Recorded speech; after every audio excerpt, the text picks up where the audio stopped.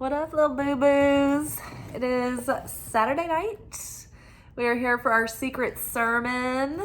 This is our weekly segment called Secret Teachings of Jesus. You can find that playlist on my channel. While you're over at my channel checking out that fire playlist, go ahead and subscribe. Welcome to all the new people. Y'all, we've had a surge in growth over the past few days. We have reached 725. So yeah, well on our way to those 1,000 subscribers. Very, very exciting. Our other goal is that we need to get the public watch hours up on our channel to 4,000 hours within a 365-day period. So right now I'm sitting at around 1,060 or so. So yeah, if you guys, if you run out and go do some errands and leave the house, I invite you to start one of my playlists and just let it play while you're away and get this thing running for me. All right, so plug aside. Like, share, comment, turn on notifications because my posts tend to be sometimes erratic, so you can find out exactly when they go up.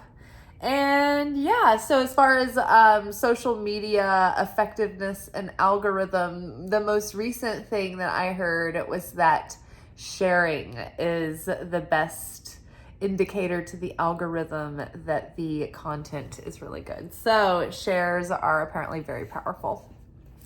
Alrighty, so Secret Teachings of Jesus. I was really curious about reading the Dead Sea Scrolls and the Nag Hammadi scriptures. I was just always wondered about the other gospels, the Gnostic gospels. And I didn't know when I'd have time to do that. And I was like, you know what? I should make it a segment. And so I will stick with it and we can do it together. And I think that it's probably one of the most poignant pieces of our regular content on the channel. So I love it. I love Saturday night's episodes. I'm not a theologian or an expert, but I am a student of Kabbalah and I'm a general mystic. So basically what I do is I come out after work and I open up the Nag Hammadi scriptures and I pick out a passage that stands out to me, that starts to speak to me.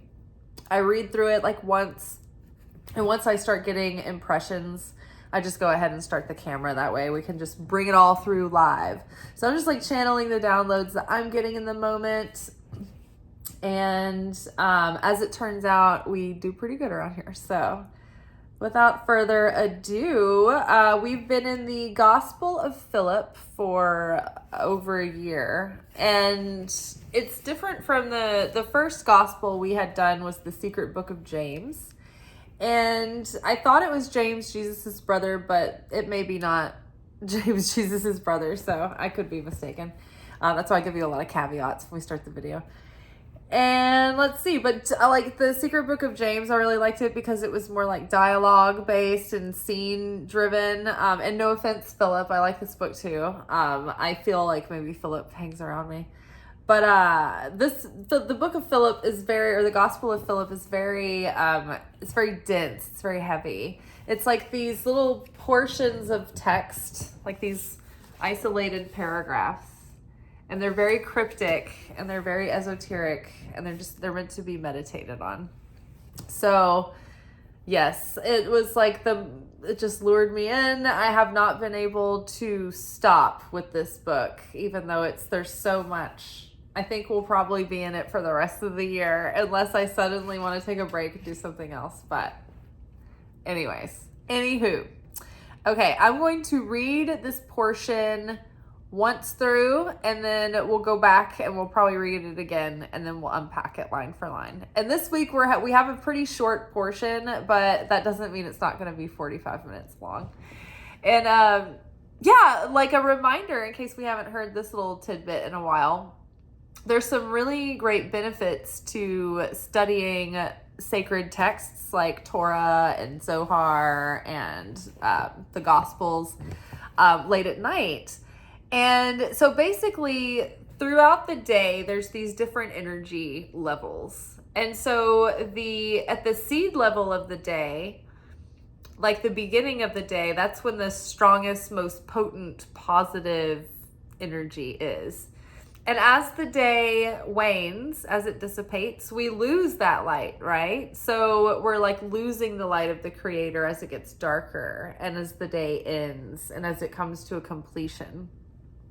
So at midnight, in a way, because it's dark outside, there is extra like negativity around. And so we're kind of exposed.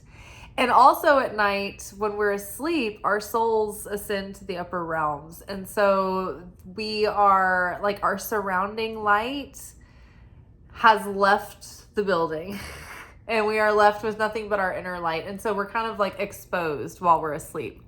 So King David it was prophesied, they thought that King David wasn't going to live past like his early years. I don't think he thought he was going to live past like his like teens or 20s or something like that. So he always felt like he was on borrowed time. And he would be really afraid to go to sleep at night, and he would pray, but he would go to sleep in the earlier positive hours, and then he would get up and pray and connect with Zohar through the night, or Torah. And that would like surround him in what's called surrounding light. And it's a protective light of the Creator around you. So when you connect with spiritual texts, it puts you in this surrounding light and of protection. And so it's beneficial to do that at this time of night. Also, then the hour of midnight is sort of a special hour because the veil is very thin during that time of night.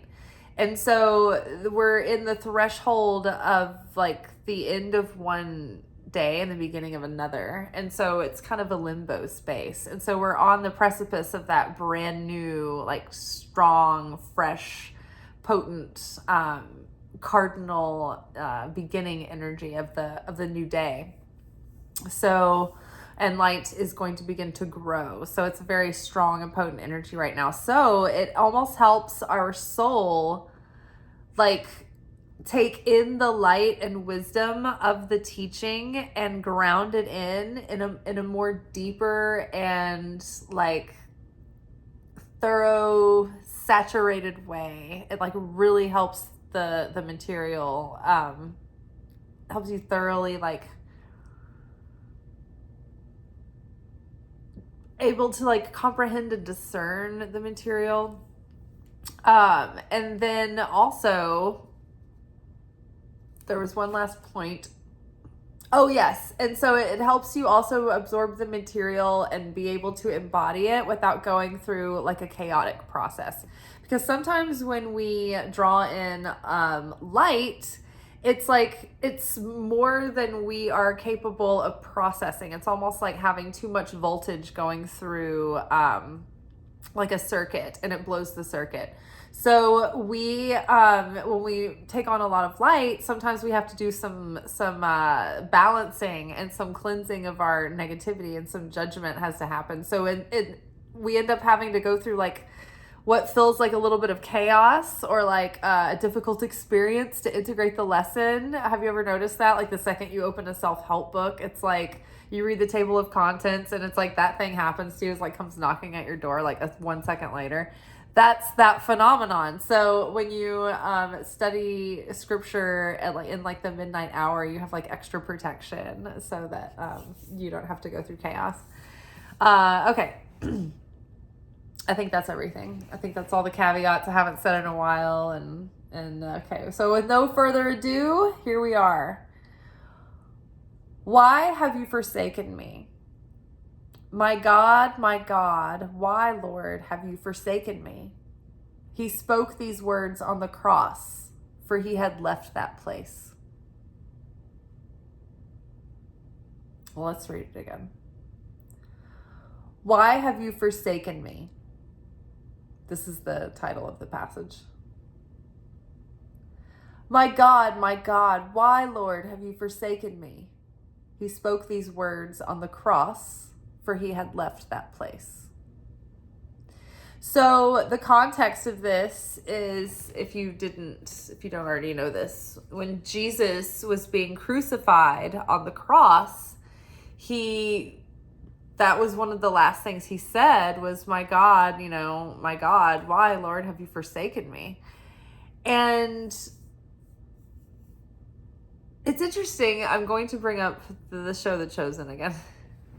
I love using television series and like movies as like metaphors and similes and examples, and whichever show I'm usually watching is like really speaking to me, but I'm literally watching like a show about Jesus right now, so it was pretty literal and on the nose. But what I find really interesting is watching the subtle ways that Jesus comes to life and he becomes this three-dimensional real person when you're watching the show. It's like the movies about Jesus, it was so one-dimensional. It was like so like just brief. The show allows it to expand so much and go so much deeper. That's what I like about series versus movies, is that they can go like so much deeper into the characters. There's so much more time to let things breathe and give them room. And so what I like watching is just like the way Jesus handles the day to day and like the moment to moment. And like the example he is of certainty. So certainty is like the Hebrew word emunah. This is faith beyond reason, faith beyond logic. There's no proof or expectation or like anything to give you any reason to expect anything. Certainty is like, it's beyond hope, it's beyond faith. It's like you're just sure everything's fine, because it's like you take it for granted, like gravity. You're like, yeah, of course, gravity, I don't even think about it. Like, that's just how it is, because that's the built-in system, that's the law. So certainty in the Creator is like having a mindset that you've practiced so much that it's ingrained in you, that you understand that life is happening for you and it is never happening to you. And this is such a great way to illustrate this, because it keeps you aware and present so that you can shift away from a victim mindset. Because whenever we think, oh, this is unfair, why is this happening? Why is this happening to me? They did this, or it wasn't my fault. Or you're in a victim mindset. You feel put upon. And that is very low vibrational, and it has no affinity with the light of the Creator. As souls and spiritual seekers and students, we want to build, as Israelites, right? As spiritual people, we want to build affinity with God. We want to become more like God, because that is what brings us closer to God. Vibrationally speaking, two things will be dissonant if they don't share the same frequency, the same vibration, right? You've got one wavelength over here like this, and you've got one like smooth, and they just don't jam, right? There's dissonance.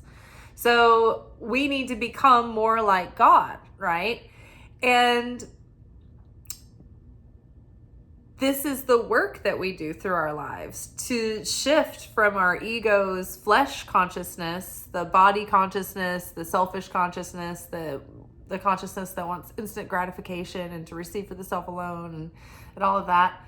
We have to overcome that and have more of a Christ consciousness, God's consciousness, a giver consciousness, a sharer consciousness, a consciousness of certainty. And certainty is so whole and sure that everything's playing out just fine, that God will take care of everything, that you you're separate from fear and lack and doubt. And maybe we have glimpses of this, right? But ultimately, we would love to be in a constant state of certainty. Now, it's like the more consistent and sustained you can keep your vibration, like the more powerful you are, the more authority you have over the objects and things and the realms around you. Like you become a co-creator, like you're the strongest vibrational influence. So it's like your intentions are stronger than the other things around. That's when you have like mastery over your focus, mastery over your consistency, your stability, your certainty, right? Usually, like people, even if they are awakened and they're practicing, let alone if they're not awakened, people's energy and mood and vibration is all over the place. They're up and down. They're like in and out. They're like on an emotional roller coaster all the time, right? How many people can like pick their vibe, pick their mood and be like, you know what, I'm staying in it. Doesn't matter. I'm not going to be affected. I'm not affected. I am going to be stable and sustaining, right? That makes you so powerful. Jesus lived his life in a state of certainty.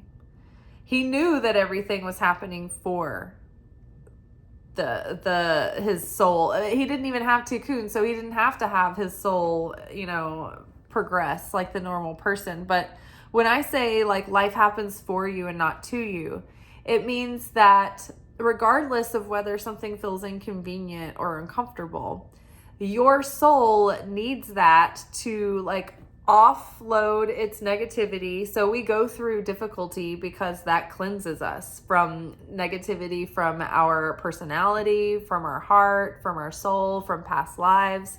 It's like we're always like, we've got these scales, like the scales behind me here.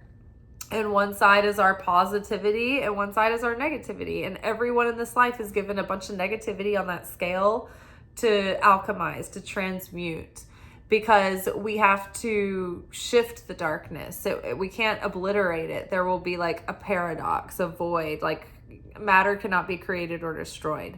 So evil cannot be obliterated or disappear, but it has to be transformed. And so we are the channels for light or good. Like spirit can't do anything without a physical flesh suit to be the puppet to do it, whether good for good or bad, right? So if we are in such control of our consciousness that evil can't be channeled through us anymore, then we have defeated it. And if we can change permanently our consciousness and our hearts to where we feel differently, we've turned our fear into love, into understanding, into compassion, and we're not going to go back the other way. It's like we've forever changed that for eternity. And the effect of it is the echoes of how we would have been reacting and behaving had we been continuing to carry around fear and anger and resentment. Whereas when we let that go and we adopted like agape love and chill and peace and, goodness and kindness and compassion and patience, it's like, oh, wow, shifted and you're in so much more stability, but you're then in affinity with the Creator. And so instead of perpetuating that darkness into the world forever, you are now like sending out a domino effect of good, and you're becoming more like the Creator. So that brings you into affinity with the light of the Creator, brings you closer to the Creator, and then blessings can be channeled through. Well, if you're very close to affinity with the light of the Creator, miracles channel through. So Jesus was so certain in the Creator. And I love the way that they illustrate Jesus in the show, because it's like all the disciples are always like, where are we going? Like, oh my gosh, this is a dangerous city. Oh, they hate us there. Oh, the weather. Oh, we're out of food. Like, where did Jesus go again? Like, they're always so worried and like caught up in like the small humanness of fretting, being tired, not getting it, like not getting the big picture. And Jesus is never worried about it. People are always like, why aren't you in a bigger hurry? And he's like, I'm not in a hurry. The timing is perfect. I'm going at my Father's, the pace that I am, the perfect timing that I need to be at. He doesn't feel the need to explain himself to anyone. Not really. Like, he doesn't necessarily have a set itinerary, but he knows where he's being led. And he doesn't need specific answers because he knows that it's all going to unfold as it needs to. And he's in prayer and he's receiving, impressions, like prophetic impressions from the Father.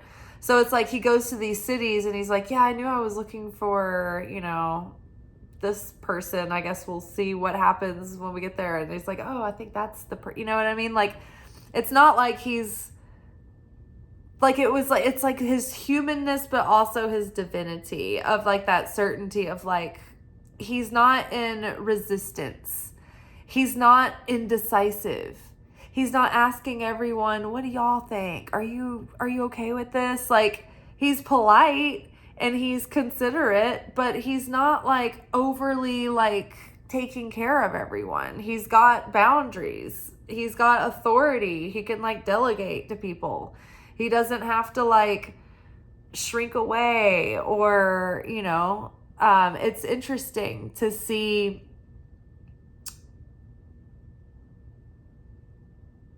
that he's kind without being overly nice.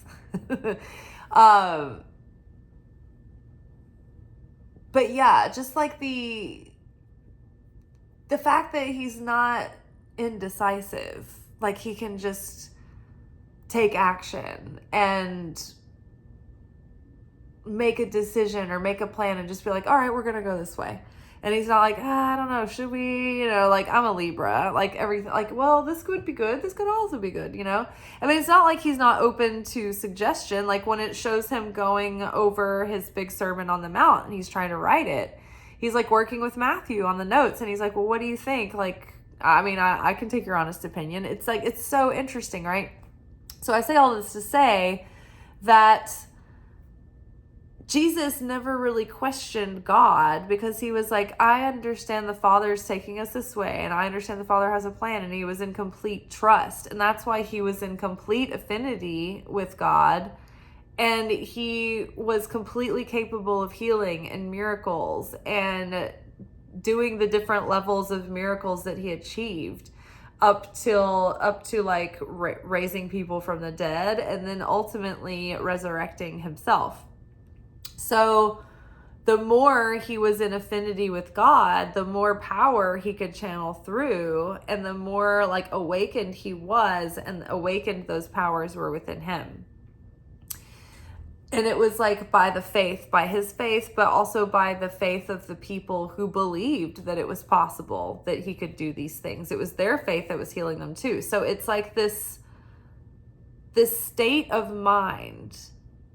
When he talks about the kingdom of God, it's like, he's like, it's not really like a place, but it's like a realm. It's not exactly a place, but it is. So why have you forsaken me? My God, why, Lord, have you forsaken me? He spoke these words on the cross, for he had left that place. So when he had left that place, it took like that, like he had left that state of consciousness of complete certainty and trust in the Creator. Never had he questioned God, ever. He'd never doubted. He'd never questioned that there was a purpose and a reason for everything, and that God loved him and was protecting him, and everything was playing out for us and not to us. Even when that means your own Father fed you to the wolves and let the Romans crucify you. not just kill you, not just execute you, but crucify you. And it wasn't like all the other like criminals that they were crucifying. It was like, no big deal, just like, you know, part of the day, gotta nail this guy down and then we can go to lunch. They like made a huge thing of it and broke him and tore him to shreds. Like, this was the most brutal,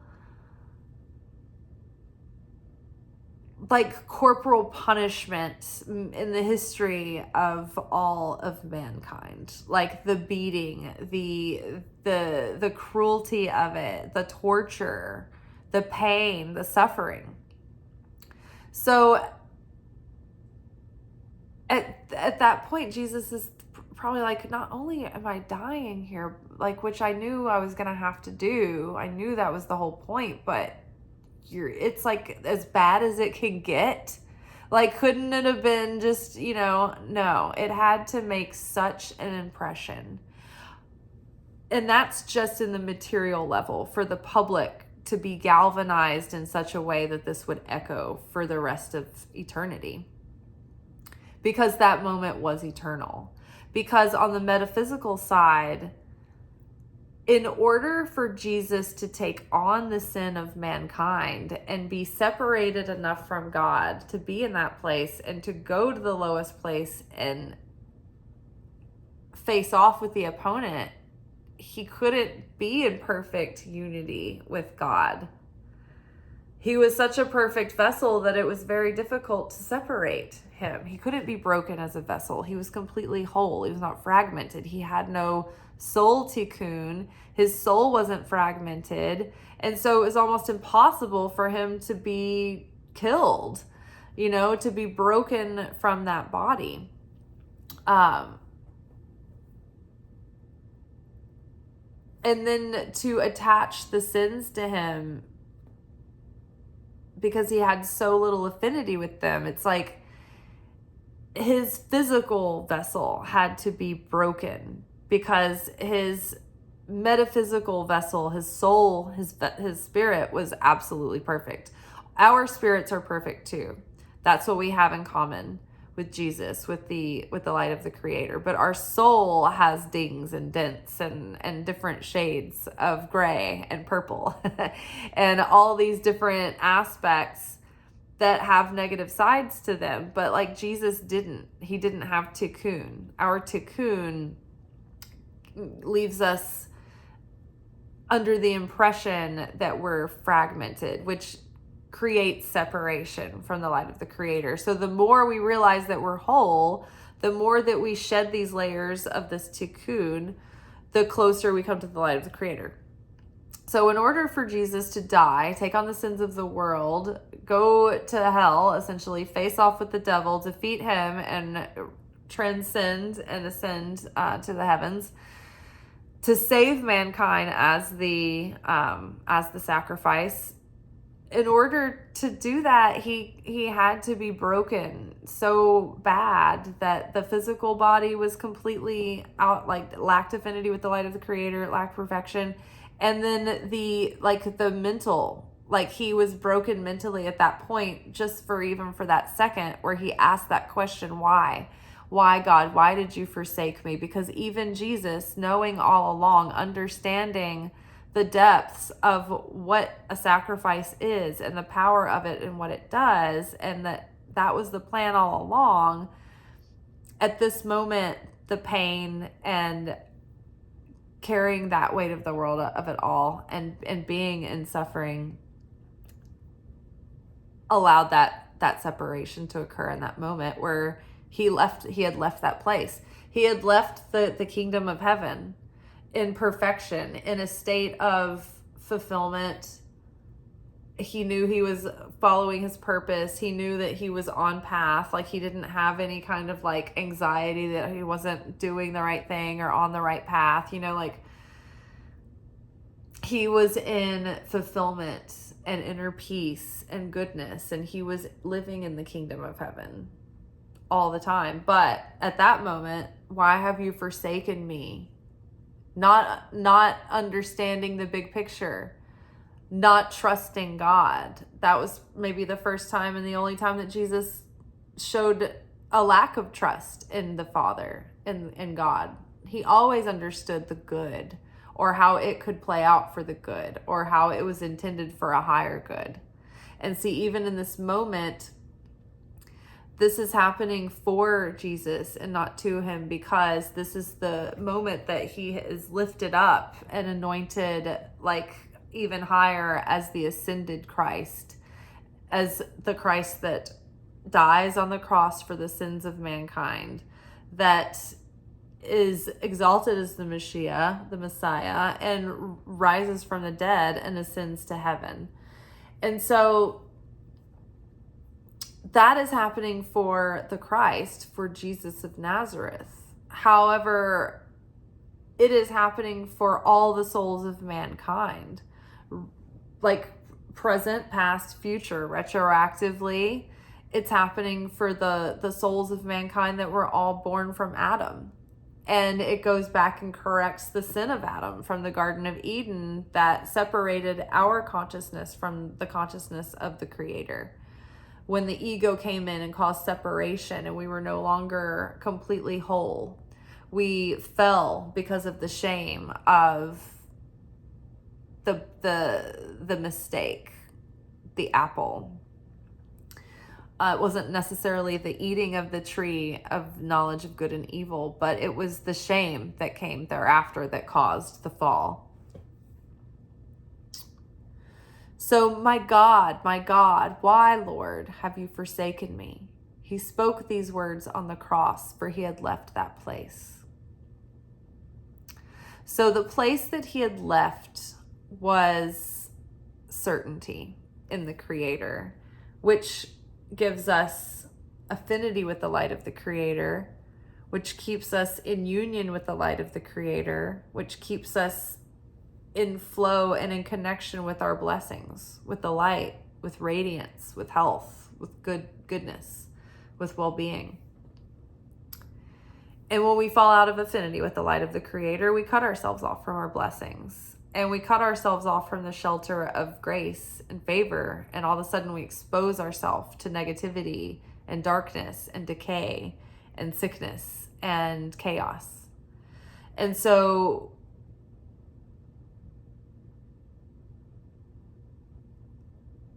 having trust and certainty is one of the things that gives us the most strength, because when you hold on to certainty, the situation shifts and changes, because all of this that we are living in is basically just happening so that our souls can awaken and remember to be certain in the light of the Creator. And then we remember, and then we become one with the Creator again. So certainty is like one of the most powerful things that we can have in our, it's like beyond faith, it's beyond hope. Love and certainty, I would think, are the most powerful forces of consciousness and heart. It's like we love with our hearts, and we're certain in our consciousness. Certain that everything is playing out for us and not to us. For the unfolding of the greatest potential of our soul purpose. Jesus's soul purpose was from day one to come here as an extension of God, to be an example of what it would be like to be a human being on earth and be fully awakened, remembering exactly who you were and exactly where you came from and exactly who your father was and exactly what you were capable of. Jesus is an example of total certainty, compassion, agape love, forgiveness, acceptance. And that's what gave him, that's what, allowed him to channel these things through. I mean, he was assigned this, but he always knew he was going to come here and do this. My God, why, Lord, have you forsaken me? He spoke these words on the cross, for he had left that place. So yes, for that moment, he he was not connected in the consciousness of knowing, yes, I am certain in this. I know that this is my purpose. I know that this is for the greatest expansion of my soul, and this is the greatest gift that I can give to share the light with the world. And so many times we wonder in our lives, why, God? Why? Why have you forsaken me? And it's never that something is happening to us, but it's always happening for our soul to find its expression, or to go through the process that will prepare the soul to find its greatest expression of the light of the Creator in the world, the greatest way that that soul can share the light of the Creator in the world. So everything that happens is ultimately to help us fulfill that purpose, to help us heal and elevate and correct our soul, and to see our own darkness so that we can do that. Yeah. Even though many times it's hard to understand why this thing is happening for me and why it's not happening to me. But there really is always a purpose, or the thing that's happening can serve a purpose. That's the thing that gives you certainty. It's not that you think you know what's going to happen, or that you're guaranteed to get what you want. You just know that no matter what happens, you can take something from that and you can make it serve the purpose that you choose to make it serve. And you can do something with it. And that is the secret built-in sauce that is like God within everything in omnipresence. It can be activated. It's like, okay, this is a shit situation. I'm going to make something of this. I'm going to allow this to do its good work on me and make me stronger, make me more compassionate, make me more capable, make me more resourceful. Whatever it is, it can turn my darkness into light that I can then use to help channel the Creator's light into the world, and to help others, and to help serve the world. My God, why, Lord, have you forsaken me? He spoke these words on the cross, for he had left that place. And we are learning how to not leave that place, but how to stay in that place, little by little by little. So don't forget that whatever's happening, it really isn't happening to you, but it is happening for you. And it may not seem like it's happening for a reason, and maybe it's not happening for a reason. Maybe it's happening because of a reason. You know, we live in a world where other people are involved, and there's time and space and free will. So it's not to say that unfair and unjust and horrible things don't happen, and that we don't bring those on ourselves, but something can come of it, that you can rise above that you can transcend that and make light from it. It's like when artists put their pain into a poem or a song or a painting, and it transmutes it into something beautiful that people can connect with, and it evokes that feeling in them, but in a healing way, kind of thing. All right, you guys, why have you forsaken me? My God, why, Lord, have you forsaken me? He spoke these words on the cross, for he had left that place. All right, y'all, may peace be with you.